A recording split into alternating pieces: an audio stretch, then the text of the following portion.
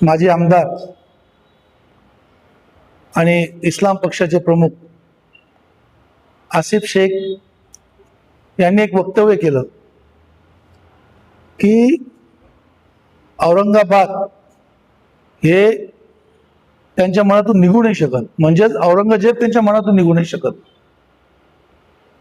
छत्रपती संभाजीनगर हे नाव विधान भवनात कागदोपत्री दिलं गेलं जरी असेल तरी ते आमच्या मनातून निघू नाही शकत, अशा प्रकारचं वक्तव्य आसिफ शेख यांनी केलं. त्याच पद्धतीने TCS प्रकरणात कॉर्पोरेट जिहाद यात आरोपी दानिश शेख याला देखील कोर्टात मदत म्हणून आसिफ शेख यांनी वकील दिला आणि त्यांना मदत केली. तर सर्वप्रथम भारतीय जनता पार्टी मालेगाव जिल्ह्याच्या वतीने त्यांच्या ह्या वक्तव्याचा आणि ह्या कृतीचा आम्ही जाहीर निषेध करतो आणि या ठिकाणाहून सांगतो की त्यांच्या मनात असे क्रूर कर्मच राहू शकतील. छत्रपती शिवाजी महाराज, छत्रपती संभाजी महाराज त्यांच्या मनात राहूच शकत नाही.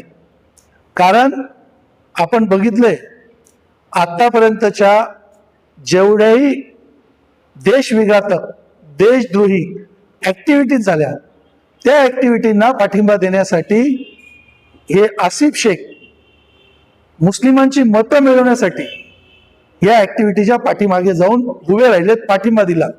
मग यापूर्वी रोहिंग्या बांगलादेशींना मालेगावात रिफ्युजी कॅम्प चालवावा, त्यांना मदत करावी अशी मागणी यांनी मागच्या काळात सुद्धा केली होती.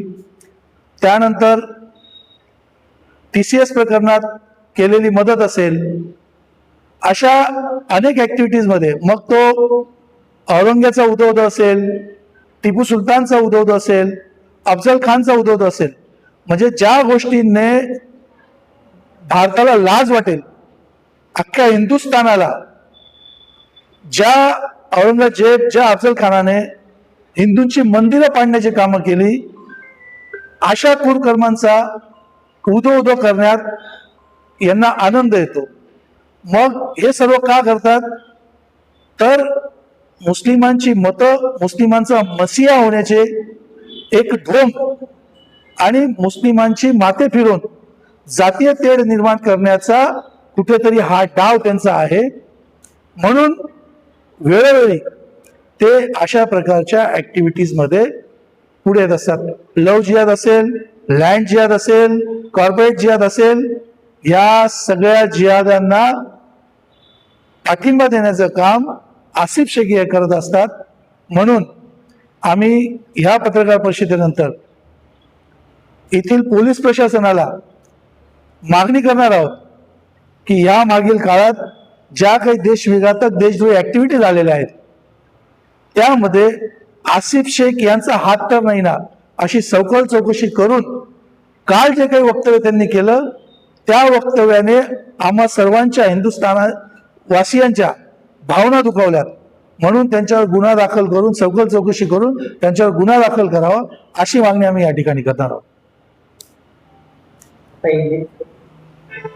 हिंदी में